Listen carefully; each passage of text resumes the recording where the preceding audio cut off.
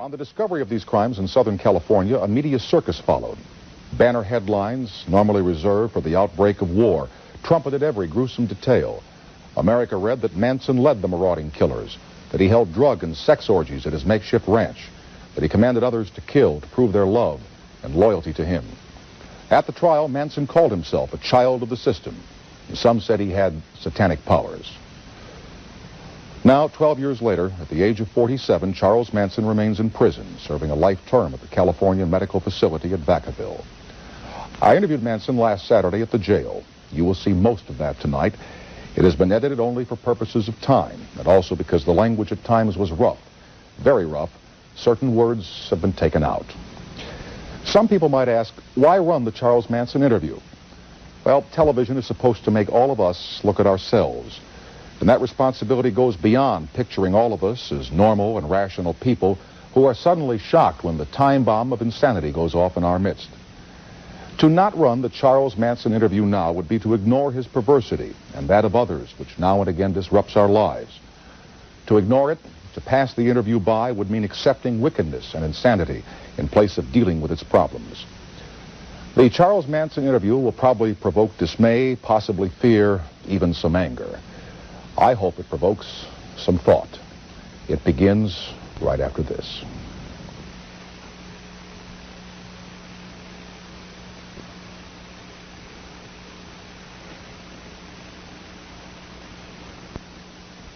Tell me about your life here in prison. Do you read newspapers? Do you listen to the radio? Do you watch television? Do you communicate with people on the outside? What goes on for Charles Manson in this prison? Well, I can feel the grass growing out there on the lawn, and there's a few trees that's got some leaves on it that I can feel. And I've been in jail all my life, so I'm actually right here at home. How long have I been in jail? 34 years? 34 years, so... Out of 47, you've been here 34. I've been in jail, prison, a long time, all my life. I was raised up in here. So I understand jail. So I understand myself, and I can deal with that. I sit in my cell, and I do my number, like a convict does his number. You like jail, don't you? I don't dislike or like. Let's go back to 1967, the time you were winding up serving a term of number of years, 10 years. And written accounts indicate that you told the authorities, don't let me out. I can't cope with the outside world. Do you have a recollection of that? And you make a desperate plea out of something, man. There's no desperate plea out of it. I say I can't handle the maniacs outside. Let me back in. I didn't use the word desperate. That's your word, Charles. Yeah, well, your inflection and your voice tones were implications there. Well, you use the word maniacs on the outside. How are you different from the maniacs on the outside? And why do you call them maniacs? Because you know something, they think you are one. Yeah, it would reflect. If you hold the negative up to the light, you don't see the light, you just see the negative. So I'm a reflection of your negative, there's no doubt about that, and I can handle that also. I've been handling, ain't I? I don't know, have you? Well, I've been up and down these damn hallways, in and out of these nut wards for the last 10 years. You think you could follow that act? Don't want to follow that act. Yeah, I don't want to get into it, but why do you want to get into that? Well, what crowd, why do you what crowd want you to playing for? Huh? I'm playing for my life. You working for money. What does that mean, you're playing for your life? I'm working for my life, mister. I'm not playing for money. What do you mean you're working for keeps? What do you mean you're working for your life? I'm playing for real. What does that mean, you're playing for real? How are you that's playing for your life? That's something you can't buy. When you say you're playing for your life, am I to assume that you think that someday you're going to get out of here? Get out of here. Get out of here. Where would I go now? See. What would you do if you got out of here? If I got out of here. What if they said to you tomorrow morning, Charles, hey, listen, you're free. You can go wherever you want to go. Do whatever you want to do. What would you do? I'll probably go out front on the grass and sit down. For how long? For, right now. How long?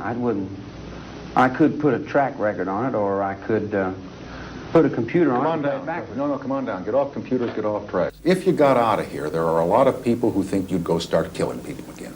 Again? Well, you guys are misinformed. I haven't killed anyone. What about Shay? What about him? Well, what about him? He got killed. Well, the word is you killed him. Word is you stabbed him. What's Oh, it feel word. like? What does it feel like to kill Word. somebody, Charles? Word is that you're an old woman. Word is you have turkey in the sky. Word is, I don't know what word is. Somebody else tell you that. I didn't tell you that. Did you kill Shay? Hell no. Did you cut Hinman's ear off? Hell yes. How did that feel when you cut his ear off? I felt bad Truth is about fun, it. though. Isn't the truth fun now when you Yeah, can... Okay, sure, okay, sure. you cut his ear off. What did it feel like? Fun? My goodness. What did it feel like when you cut his ear off? Huh? Tell me about it. Come on. What did it feel like? Yeah.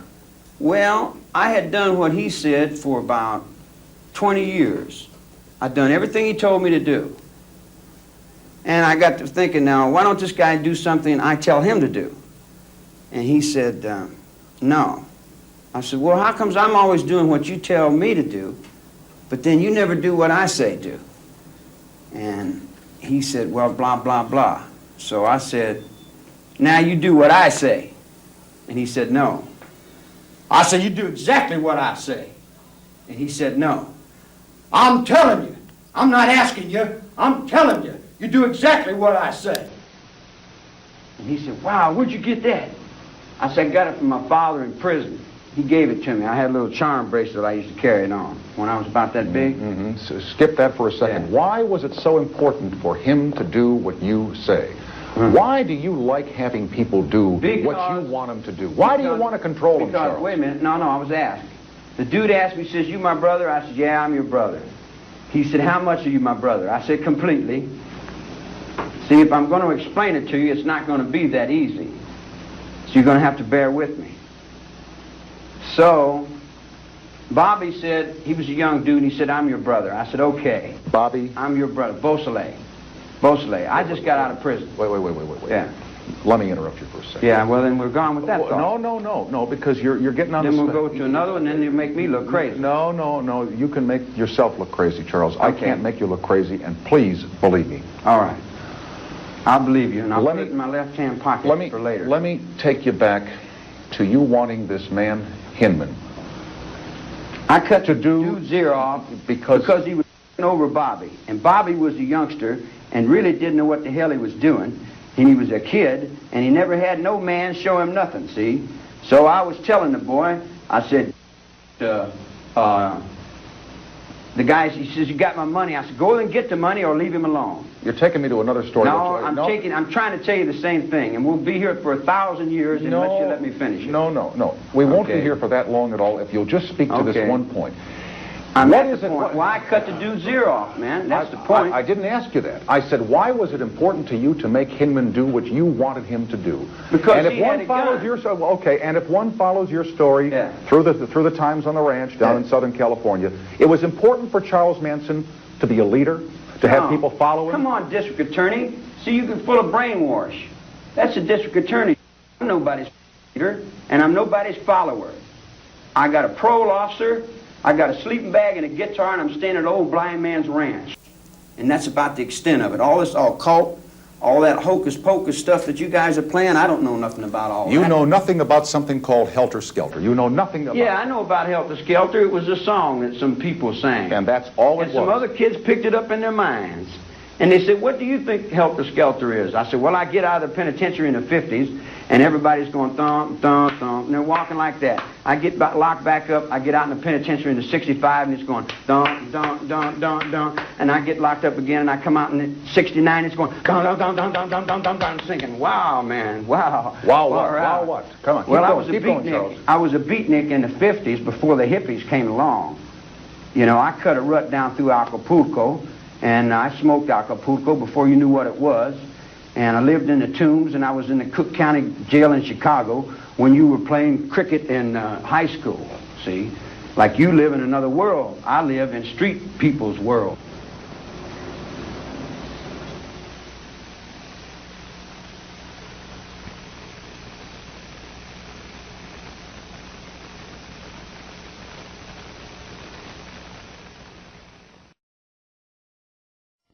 Manson had a little scheme called creepy crawlers. He'd send people in to move furniture around. Is that all a figment of somebody's imagination so far, or is there any truth to it? Tell me, Charles. I don't know. It's worse than a fairy tale. It's a fairy tale. It's a comedy. It's a comedy tragedy opera that was played in the early morning. Come on, Charles. It was sickening. Off the space shuttle. You know, well, that's what the DA gave you for reality. Okay. He stood in the courtroom and said, this man did this and this man did that, and you all believed him. He said, this man did that. And I said, Your Honor, may I speak? And they said, no, you can't speak. I said, Your Honor, I got a voice. Let me talk. He said, no, sit down, shut up. Then they handcuffed me, take me to the back, whip my... What are you going to do? I come out and sit down, and I ain't going to get whipped again. Didn't you stand up in that courtroom? Sure, I stood up. By the way, let me just go I back. felt the repercussions in the back of it. Okay, but Yeah. you say the whole thing's a fairy tale. You say the whole thing is make-believe. Yeah, that's his helter-skelter. It wasn't mine. The body of Sharon Tate is make-believe. That's make-believe. Make-believe, yeah. That's make-believe to the people that went in there and did what they did. Mm-hmm. And who were those people? But you know who they were. Sure, I know who they were. They were with you at the Spahn Ranch. They were part of Yeah. this thing called, if not the Manson family or the Manson cult, the Manson Ranch. Call it what you So will. then? What? And Tex Watson testified in a court of law that you told him, go to the house that Terry Melcher used to live in and kill those people in a most gruesome way. A man that was once your associate said that of you, and now you sit here and say that's not true, that's all make-believe? You got a stone wall there. Why don't you take it down a little bit? Look here. I'll explain something to you. Tex took the witness stand, and this is record, and he said, I don't know whether I'm Charlie Manson or my mother. Tex didn't have his own mind one way or the other. He was balanced back and forwards because I had already took his mind in another game down the road that I was playing with some Hell's Angels that you don't know nothing about, and you probably never will know nothing about it because you would have to know those people to get in that thought, see? But there's different colors on different people's backs doing different things. It's a different world. I love the world I live in, too, just like Reagan loves the world he lives in. You love the world you live in. Most assuredly, it's me. You love all the pain that you've caused people, all the anguish you've caused I people. don't know pain. I don't know pain. I have no depth of pain. I have no depth of suffering. I don't know ridicule. I don't know all the bad things. I haven't been punished by you all my life since I was 10 years old. I've been in every reform school you got across the country and used to lay down and have to get my ass whipped till I couldn't walk. Tell me about some pain. And that's our fault. That's all those people No want. fault. Make strong, good pain. Understand pain. Not bad. Pain's not bad. It's good. It teaches you things. It teaches you things. Like when you put your hand in fire, you know not to do that again. Mm-hmm. Yeah.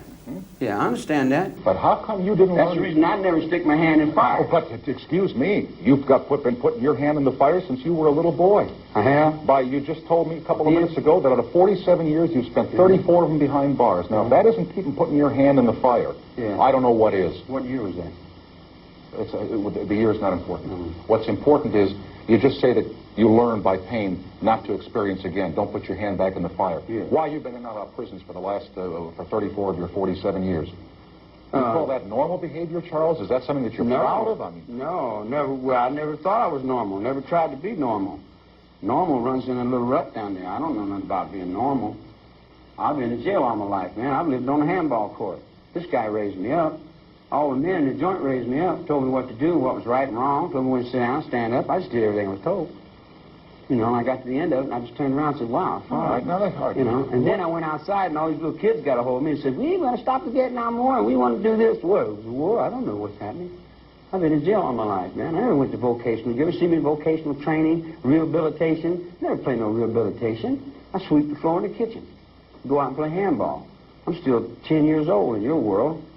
Your world, I'm still a kid. I'm not going to grow up. I'm not going to go to college. How old are you in your world? Forever. Since the breakfast. I can't remember what I don't know what that means. Come on, off the space shuttle, Charles. Yeah, it's off the space shuttle. How old are you in your world? How old am I? I'm as old as my mother told me.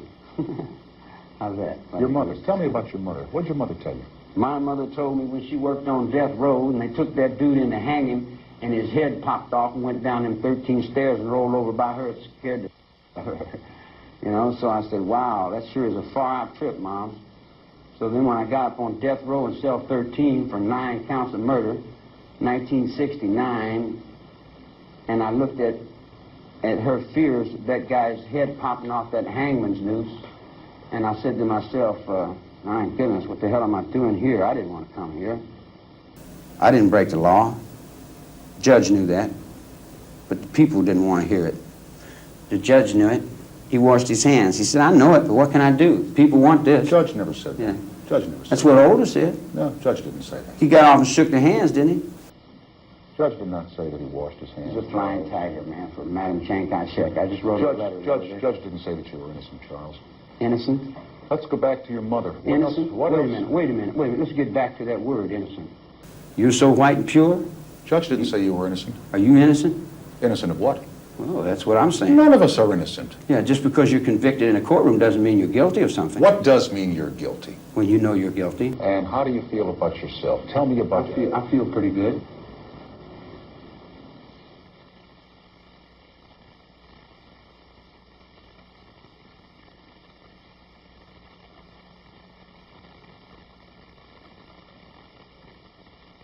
Let me take you back to your mom.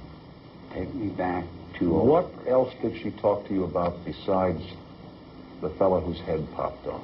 The head popped off, yeah. She was living in the Blue Moon Cafe, and she hit a dude in the head with one of them bottles of Jim Beam whiskey. She tried to hustle a few dollars on the corner, but there wasn't no money. So when she jammed this whiskey bottle upside that clown's head, he went down. She took the bread, come up and got me, and we left, went to Indiana. When you were a boy, did you love your mother? I didn't know what that was. Did you respect your mother? How did you feel about you? How do you feel about your mom right now? If your mother, I don't know if she's alive, Charles, or not. Yeah, you don't, huh? Do you? Let's see. Alive now. Yeah. Yeah. Maybe I mean, if she could be watching this right now, be watching this what would you say to her, Charles? Oh, well, What would you say to Mom? I'd say, you sure went through a whole lot of changes to get me as far as you did. And you did a damn good job with the help of my grandma. My grandma was a mountain girl from Kentucky, up in the mountains. And she never did drink or smoke or cuss or lie. She used to cook for the Salvation Army, and she was a human being. Good one.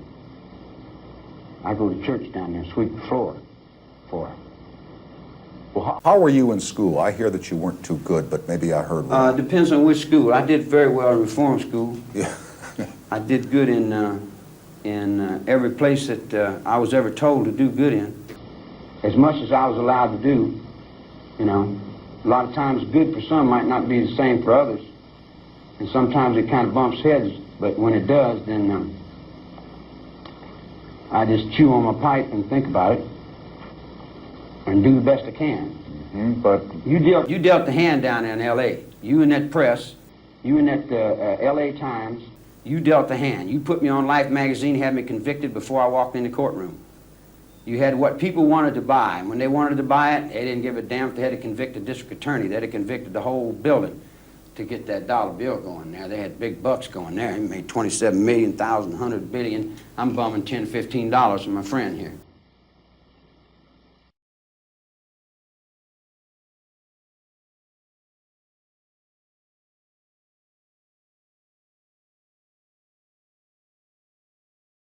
here's another newspaper account that you can now speak to since you haven't done it before. That on the night following the killings at the house on Cielo Drive in Los Angeles, you accompanied 4 people to a home occupied by Mr. and Mrs. Leo LaBianca.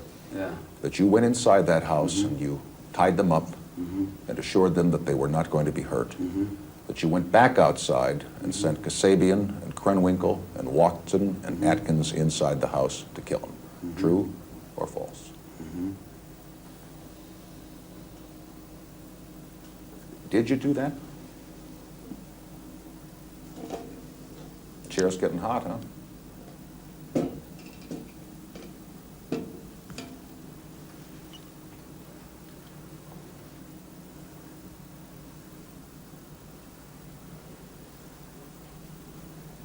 Did you do that? Did I kill anyone? No. Did you go in and tie up the LaBiancas that night? Very simple question. That night. August 10th, 1969. That night. August the 10th. Did you? 1969. Why duck it? Why dodge it? Why not answer it yes or no once and for all? Put it behind you.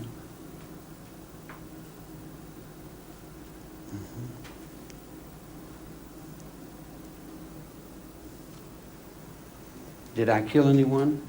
Did you tie up the LaBiancas?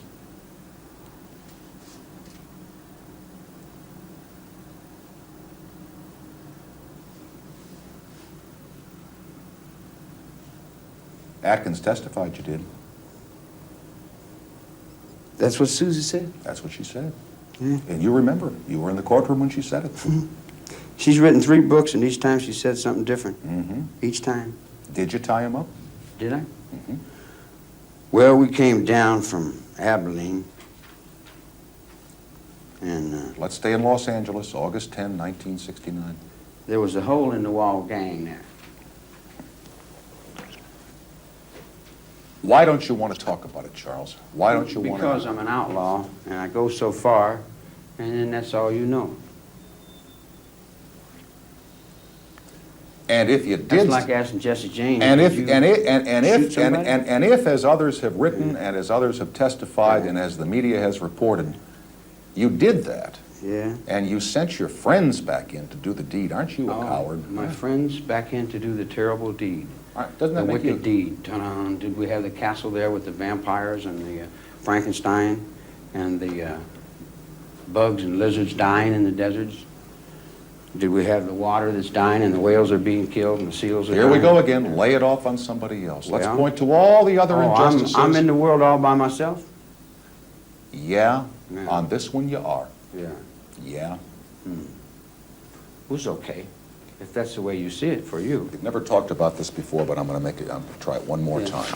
Uh, Pull no, the cards out. now, I'm asking- you can see them when I'm You finished. got a pistol on you? No, sir. They wouldn't let me in here if I had a pistol. You Yeah. know that as well as I do, so why even ask the question, okay? Well, I just thought you might not like what I'd done. You want to do something about it. I don't much care for what you've done. Yeah. A lot of people don't. How do you feel Yeah. about that? A lot Well- of people think you're a monster, Charles. How do you Yeah, feel? they think you're a monster because you reflect this news media on me. Cult leader. I never had long hair before I got busted. I never had a beard before I got busted. I went to shave, and the guy said, no, you can't shave. And I said, I need a razor to shave. He said, no, you can't shave. I said, let me get a haircut. He said, no, we don't want you to change your appearance. So when you put the camera first on me, you got long hair and a beard. First time in my life I ever had long hair and a beard. You want to shave and get a haircut? I'll shut him off while you go get a shave and a haircut. Am I telling him right? I'm not of this generation. You want to shave and a haircut right now? I'll shut him down right now. You want to shave and a haircut? Yeah. I was trying to explain to you, man, that a lot of they pushed off on me is not me. They said I had a great family and I was the following and leaders and all that. There was no followers and leaders, a bunch of kids out the ranch playing. To me, Playing at what? playing and living. The accounts say that you gave him dope. I'm just saying what the accounts say. I'm not saying I know it to be so. So here's your chance to say it wasn't true. Okay. That there was a lot of hanky-panky. That you turned the girls on with dope and sex out there. That's what they said. All right, that's what they said. Well, are they wrong?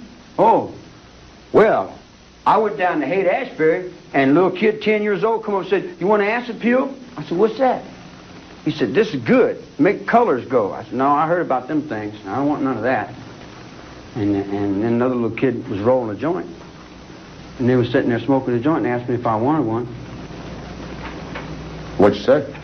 I said, well, I used to smoke this stuff in the 60s, but never in the 50s. But it really wasn't that, you know, it was funny, but it's not. How much dope did you use in your lifetime? Were you a heavy user of dope? No, I smoked a little grass, and I've taken some acid, mescaline, psilocybin, peyote, mushroom. But actually take dope, no, nothing. I wouldn't take anything with it I feel would hurt me. Do you feel that those things that you just mentioned hurt you at all, Charles? Physically or spiritually? Mentally. And then on what level? On the level of society, the way you view the norm? No. Stop the hogwash. Do you feel that the drugs that you did use in your earlier lifetime confused you, altered your mind, juggled it, scrambled it, made you see things differently? Stay on that level if you can. Maybe I find a spirit of caveman think through brain. Let me try it again. Do you think the drugs you used hurt you? Drugs hurt me.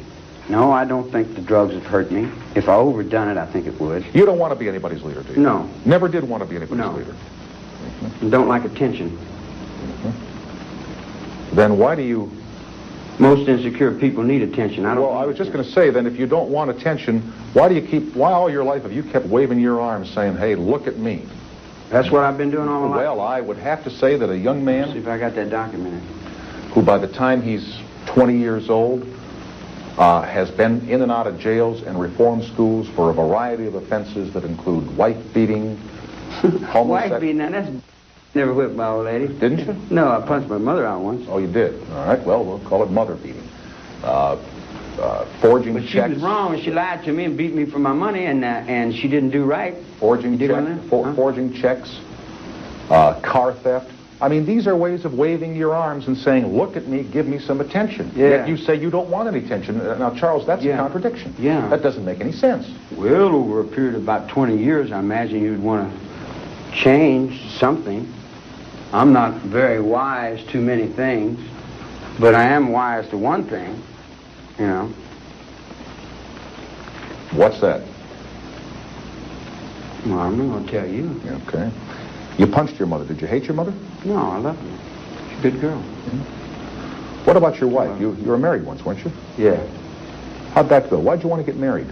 That's kind of conventional. That's kind of normal. That's kind of in the rut, as you say, to get married, isn't it? Getting it. That's why I got married. Married for sex was the reason you got married. Yeah, that's what I didn't know what was happening. I knew there was something happening, but no one would tell me, so I had to find out. You know, I didn't have books like you guys, Playboys and stuff in them days. Mm-hmm.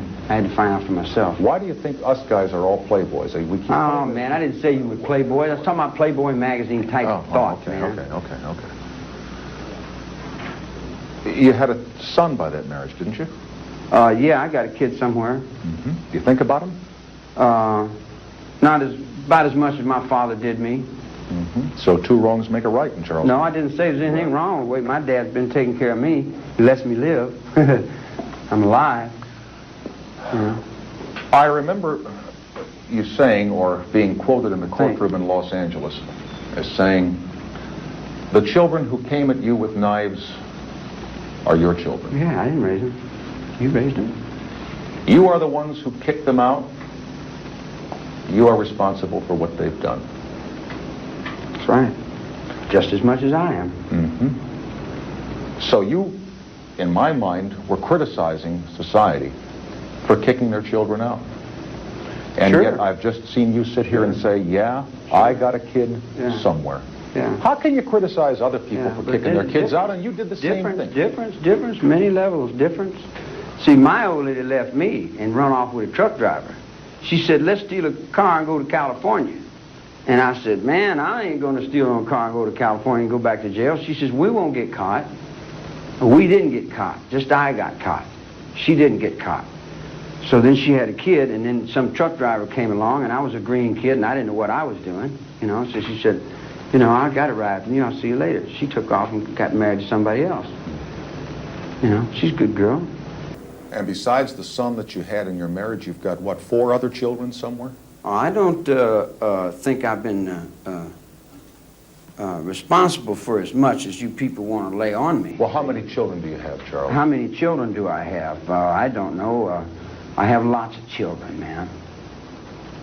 In fact, sometimes I even think you're a child. But you just said you don't have any children, you don't have any family in the context of the ranch. I'm talking about children that are your natural children. Children that are my natural ego?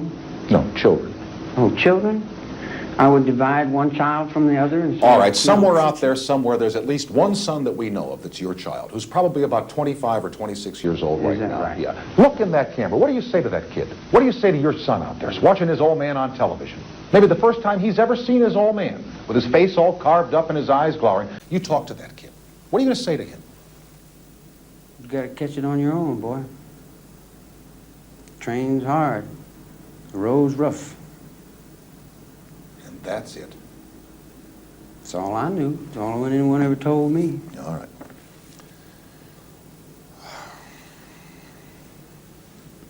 And you want to hear something? Yeah? He'll do it better than me. Do what? Whatever he does. He'll do it a little better. Kids do, don't they? Sometimes. Yeah. That's what makes them such a gas. They always seem to get through. There was a story about a celebrity hit. Was you ever a kid once? Absolutely. Still am in many ways, but not your way. Oh, my way? I don't know what my way is. Everybody keeps telling me I got all these things. I read the other day where I had magical powers, and I told everybody in the chapel, I said, zap, zap, zap, zap. I said, where's my magical powers? Well, you can't read, you can't believe what you read in the press. I can get no magical powers, mystical trips, and all that kind of crap. Yeah, it's kind of silly. Yeah, I'm getting witches and devils, and one guy come up and said, I heard you said you were Jesus. I said, no, man, I ain't said nothing. He said, I'm glad. He said, I'm damn glad. I said, why? He said, I know you ain't him. I said, how do you know? He said, because I am. I said, okay. But I mean, you know, I've been in the nut ward for 10 years, so you can't expect me to rationally take this thing serious. Don't you think you belong in the nut ward? Well, it's all right. I could be but there. don't you belong there? I belong where I'm allowed to go, man. Like, you know, I belong. Let me nail down one other real simple one. Now, listen to how simple this is, Charles.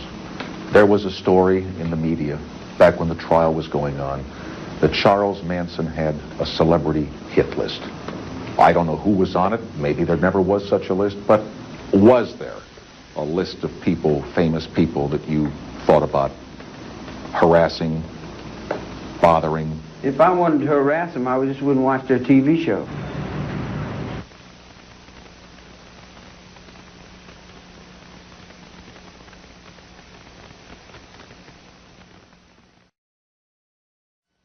Talk to me about your life in prison in terms of your being in isolation. You are not on what is called the main line. You're not with the prison population here. How do you feel about that? How do I feel about it? I don't feel about it. Would you rather not be in isolation? Oh, I've been trying to get on the main line. I've been trying to get to the prison for the last 13 years. Why? Why?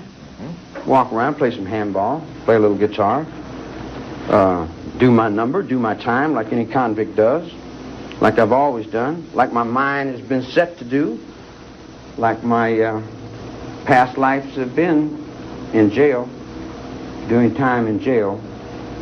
In fact, when I got out, I just got outside and sat down. I wasn't going nowhere. I gave up, see. If you were on the main line, wouldn't you be exposed to some dangers? Come on, man. If you're thinking exposure to danger, then that danger you're thinking is coming around you. Well, look what happened to James Earl Ray. You heard about that, didn't you? James Earl Ray's got his problems. I got mine. But you heard what happened to him. Have you heard? He got stuck. Yeah. 22 people times. died in India, too. Got stuck. And some other people died in Hawaii. You wouldn't be people scared dying all over. All right. You wouldn't be frightened or afraid then of the prison population trying to make a hit on you? Man, I've been staying alive in prison this long without no help. What is S ward? It's a nut ward. What goes on in there? Whatever goes on in there. You'd have to ask the people responsible for that. Well, do they do things to you in there? Do they do things to me? Mm-hmm. That depends. They give you medication here? Yeah, they give you medication here.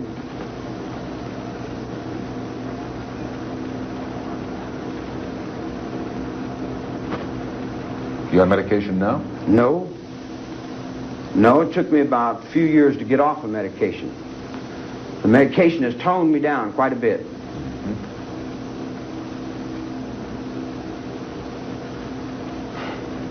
Whole lot. That's the reason I like the desert. When I get out in the desert, then I can let it out and say, if I see you within 50 miles, they will know something. Yeah, I used to love that desert. Out in the woods and things. I didn't know you could get out in the woods for 30 years. How do you feel about spending the rest of your life in prison? Well, we're all our own prisons. We each are our own wardens, and we do our own times. We used to get stuck in our own little trips, and we kind of judge ourselves the way we do. You know, I can't judge nobody else. The best thing I can do is try to judge myself and live with that. See, what other people do is not really my affair unless they approach me with it and want me to do something about it, then I'll take into consideration what has to be done. But other than that, I just try to do my number and do my time, get out on the main line, play some tennis, walk around, make the child a little better, you know. And then there's a possibility the preacher could teach me something, because the preacher, the reverend, is quite a guy, and I'm finding that got 2 or 3 doctors here that's got a lot of sense. I mean, as far as I'm concerned, they got a lot of sense in my world, you know. And I've tried to shake 2 or 3 of them, but they're pretty smart. And then they got some pretty good inmates here, trying to get out and work their lives into a decent sort of way. Trying to promote harmony, pull ourselves together, be right, do right, and have the understanding of what it is in a congenial form for world peace. There's a lot of people working for world peace. Let's assume that one day you were paroled. Let's just Paroled? Well, let's just make believe. Do you ever think you will be? Yeah, do I ever think I will be? Well, I've never been paroled before. I went up to the board and they said I was incorrigible. And not only was I incorrigible, but that I'd never grow up. And I kind of agreed with them. I had a war. Well, let's just play make-believe here for a second. Let's make believe. Let's make believe you're getting out tomorrow. Tomorrow. Okay. And tomorrow creeps this petty pace, yeah. Would you go after anybody, Charles? After anybody? Do you feel let me try another way. Do you feel you have any scores to settle with anybody on the outside? Let me think. Do I have any scores out there? And we're making believe, right? Mm-hmm. Well, I'll tell you, buddy.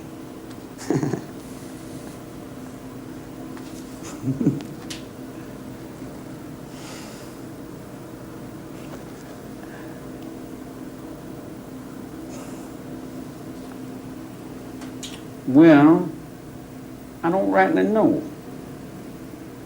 I'm stupid to the point to where I'm not really sure. And if you'll ask the question again, maybe the answer will come to you. What was it again? If you got out tomorrow, do you have any scores to settle on the outside? Scores?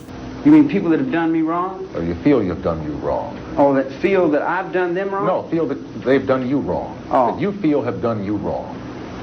Oh, well, most people do themselves wrong. But would you want to go? Would you want to go get anybody? No. If you got out, no. No, they push. See what they do. See, they take all that bad and then they push it off on each other. I told the dude, "You're doing this to yourself, man."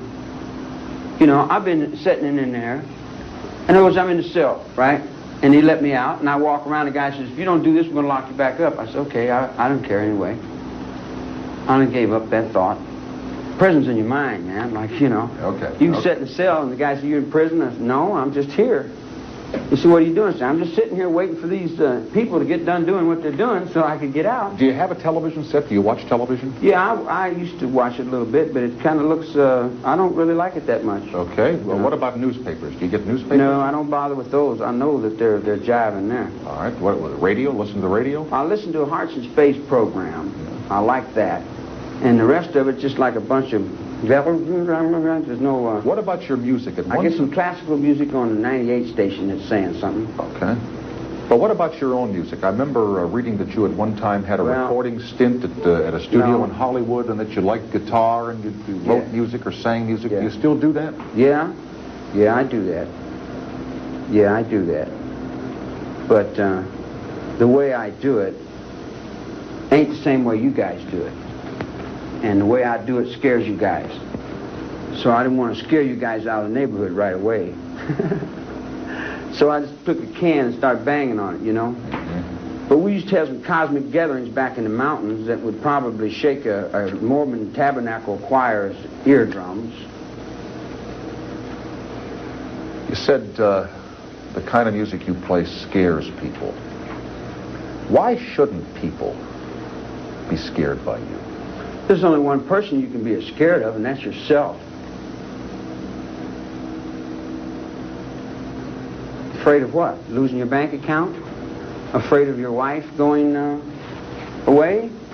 You have all those things. I'm not afraid of losing my watch or someone taking my money or robbing me.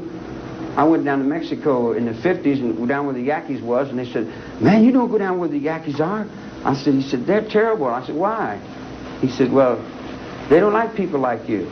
I said, well, they didn't say anything. Yeah, but I asked the question in the context that, well, you believe it or not, there are a lot of people on the outside that think about the possibility of you coming out of here, and they're genuinely scared of you. Oh, boy, I might just make dust, everything, terrible. One little guy, terrible. Ooh, boy, how insecure are we as human beings? Put all our fear on one little guy and afraid to let him out. He might break all the toys. Why do you say little guy? Because I'm not the guy you trying to make out of me. That's not me. That's some guy in somebody's imagination that wanted to make a couple $100 million for himself. He got rich. He had a good game going. He had a better game going than I did, but he had a good mother to help him. She helped him in a nice game. I was kind of over on the sideline. See, I had to get around that game and look over the tracks. Man. Okay, now, here we go on mother again for a second. You said he had a nice mother to help him. Does that mean you did not have a nice mother to help you? Oh, well, I imagine I got a whole lot of nice mothers that would help me. If I would help them, you know. How much would you help yourself? When I asked you why you got married, you said for sex. That's when I was 20 years old. Yeah? What kind, this is funny, what kind of sex life is there for Charles in this prison? Well, I a bit now and then. Mm-hmm. I try to hide it, not to embarrass other people.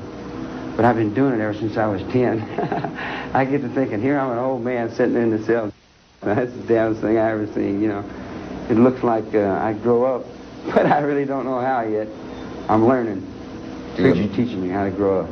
Do you miss women? Certainly. My goodness. Yeah, damn right. Yeah. What do you think of women? Oh, I like them. Yeah, they're nice. They're put together well and everything, and they're soft and spongy. Yeah, they're nice. As long as they keep their mouth shut and do what they're supposed to do. Why do you say that? Because that's what a woman's supposed to do. Keep her mouth shut and do what she's supposed to do? Sure. Who taught you that? Well, I don't want her snitching on me.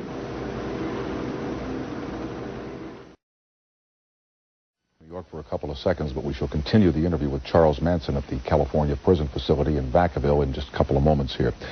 There is a man who's considered by prison authorities to be Charles Manson's closest friend in this world. His name is Newell Emmons, and he has spent the last year researching and beginning to write the autobiography of Charles Manson, which will be called Manson by Manson. More than anyone else, Emmons knows when Manson is telling the truth and when he's lying. He is back tonight with us here in New York, and he's been watching the interview with us, and I want to get his views on what we've seen so far before we continue with Charles Manson. So we'll continue with Mr. Emmons from New York in a couple of seconds, and then go back to Vacaville right after this for the NBC television stations.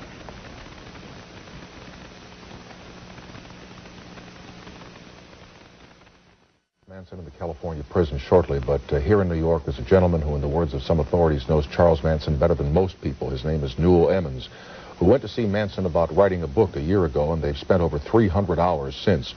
We hired Newell Emmons as a consultant for tonight's program, and he's here this evening to discuss the interview and help us understand what is going on in the mind of Charles Manson. Before that, Mr. Emmons, could you just briefly trace your relationship with Charles Manson? Where did you meet him, and how did you develop a relationship with him? Well, I've had a similar childhood as Manson, only unlike him with nobody, I did have people. So I met Manson in jail, in the federal prison, I guess, at Terminal Island in middle 56 or so. And so anyway, not that we lined up together, but I was a few years older than he, but I did know him and smaller. And again, we were both repeats, so then I ran into him again in McNeil Island years later, 59, I guess. And I came home in 63 and since have straightened out my life. And after the family was raised and whatever, I began a writing career, mostly journalistic stuff, sports and newspaper items. How can we tell when Charles Manson is conning and when he's on track? I was mystified by this man, as you know. Well, and prior to the interview, I think that he felt that the questioning line was going to be a little bit different. And I have a rapport with Manson where we talk almost as normal as you and I are talking right now. And I think when Manson is really unsure of himself, uneasy, he performs. And then also, but as far as conning, he does con. He pulls your leg to a certain extent. But if you've noticed, he did not lie. He evaded when he did not want to answer. So that's a con or a joke in a way. He plays games with people. Have you and he discussed this evasiveness that surfaces in him from time to time? And is he more level when you're talking privately without cameras on than he was during this? Oh, very definitely. You've got to remember, we say a year, or you said a year, but it began in August of 1979 when I first began and renewed our acquaintance. And at first he denied me. The book wasn't his ideal at all. He resents being a victim, as he told you in the interview in several places, that he didn't do the things and it didn't come down as said. I don't think, in essence, Manson denies that he's guilty of things and he knows that he belongs in jail. But the way it was convicted and it came down, and in his mind, he has been served an injustice himself.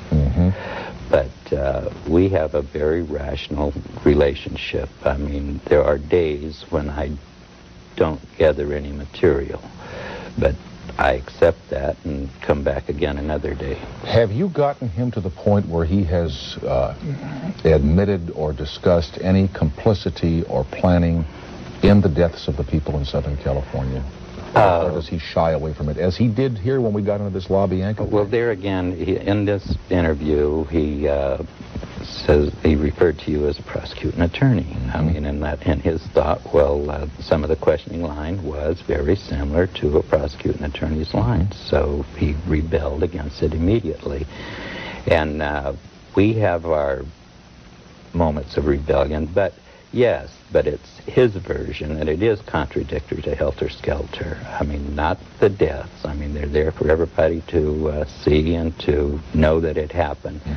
However, there are many, many circumstances that sort of destroys the motive and the image and everything that previous books have put out about him. And if I might go on, well, that's where my book is motivated. It isn't in defense of Manson.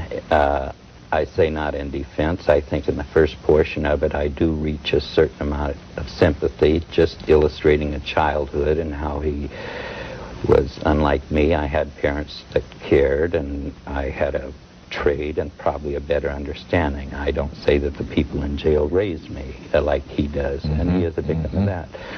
But I lost my thoughts. You'll have to come back to me. No, you were saying that your book is not intended to be a defense of Manson or an apologia for him, but that you understand him in terms of his upbringing without a family, and you're sympathetic towards that. But then I think probably you part company as his story develops. Right. Thank you. And anyway, well, he, by his own admission, he doesn't want to be, and he himself has become a considerable victim of the images. And you also said on your Wednesday night mention of the show for Friday night that you didn't find a mystic person or someone with powers.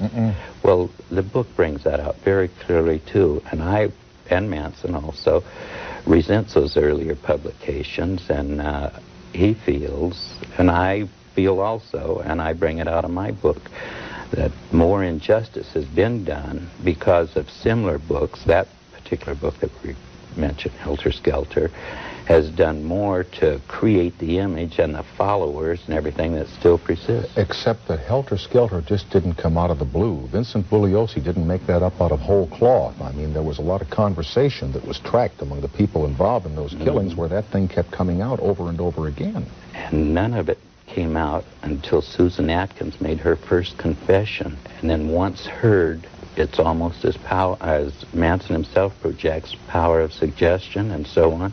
We've heard it before, and this is our best way out.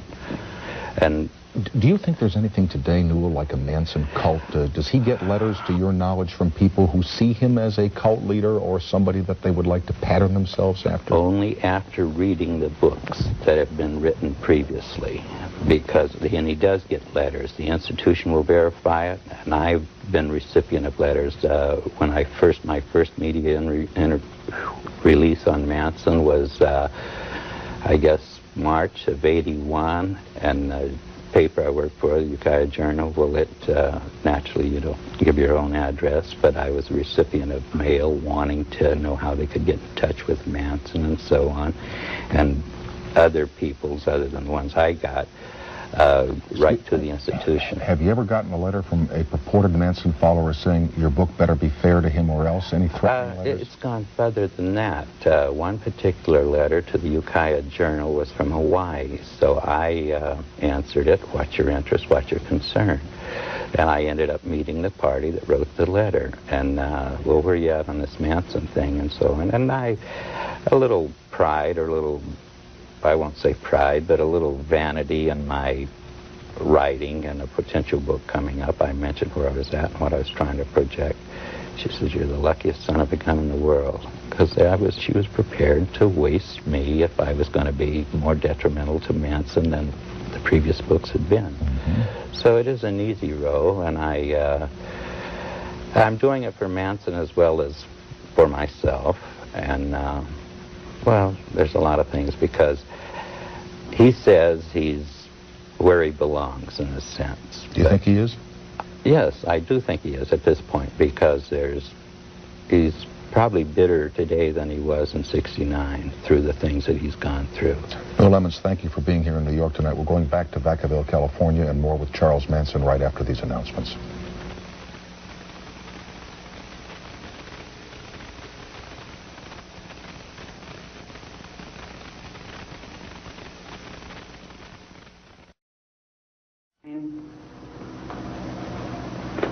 He is?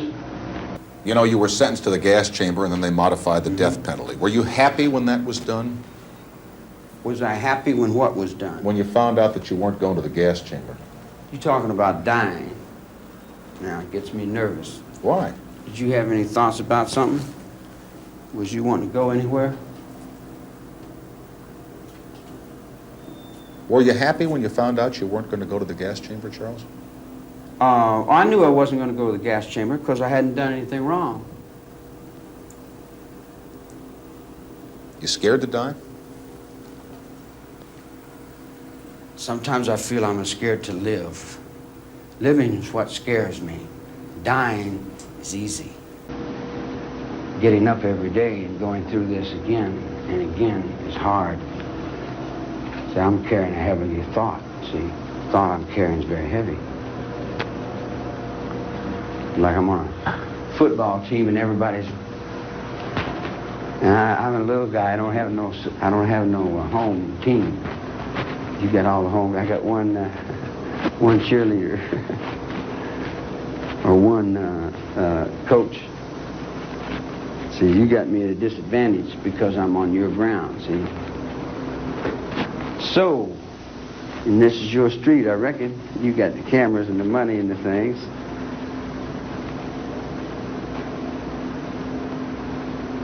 But you can believe me that Bully Osie's had you all on a rib. And all them guys that sold you most of that stuff sold you a bunch of things that weren't real. Not to me. We used to have games we would play. On the movie set, we would take on different people. I'd be Riff Raff Rackus.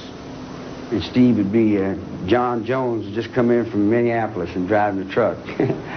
And we'd just take other people and play act other people. And then we lost track of who we were.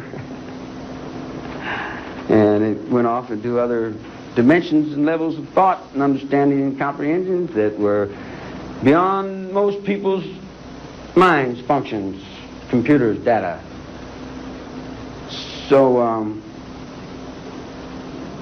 all I did was watch and learn everything I could from everybody I ever met. Then when I got out of prison, I just walked around. I didn't tell nobody to do nothing. I said, do what you want to do. Don't tell me what to do. I don't like people telling me what to do. They just come from a place where they told me what to do all my life. You know, I want to find out what to do for myself, you know. I never did. Not yet. But I was going to take a trade one of these days, maybe learn to be a welder or something.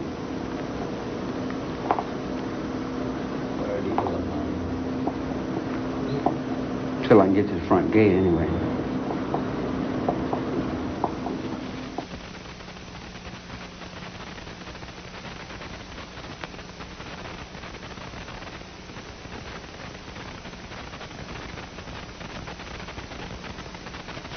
Where people were killed.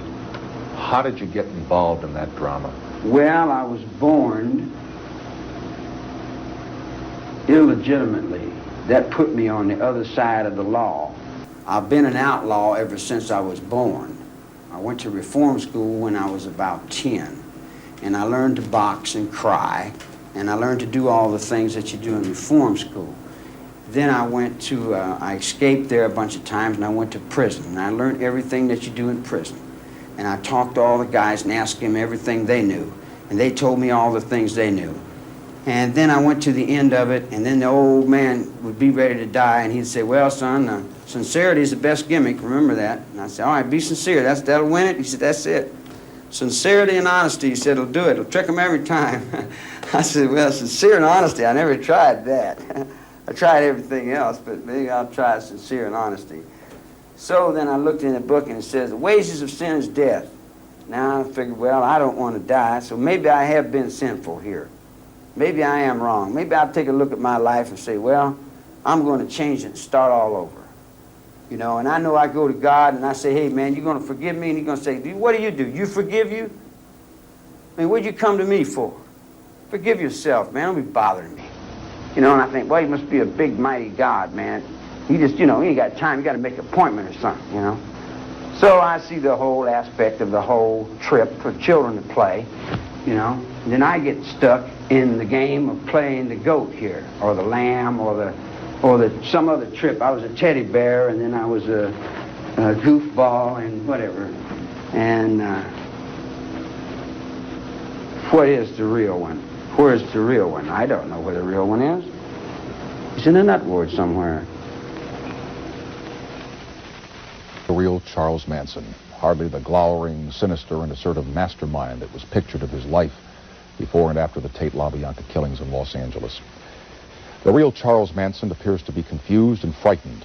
Confused, if you recall his admonition that we look at ourselves to better understand him. Yet each time I pressed him on details about the murders, Manson could not even look at himself, nor his relationships with his mother, his wife, and his son. And he's frightened. During our conversation, you recall Manson said, I'm living, aren't I? They let me live, didn't they? Followed by that little nervous laugh. The man does not want to die. I think he's frightened by death, and I think that he is as scared of us as we are of him. I get the feeling he'll be quite content to spend the rest of his life playing mind games in the jailhouse. And I also believe that Charles Manson knows exactly what he's done. A word about what you might think was my belligerence with Manson. I lived in Los Angeles all during this trial. I still live there from time to time, in a quiet neighborhood just across the canyon from where Sharon Tate and the others were murdered. At work by day, I broadcast the 6 o'clock news in Los Angeles, the whole story of the trial, the shaved heads, the car foreheads, the harangues and threats in the courtroom. And by night, I tried to assure my young daughter that, yes, even though the murder house was close by, Charles Manson and company were under lock and key, and there would be no creepy crawlers in the night. So it was that Manson I was listening to, and not the one who now sits alone in a faraway prison, where, barring a most perverse miracle, he will spend the rest of his life. Thank you for watching, and good night, everybody.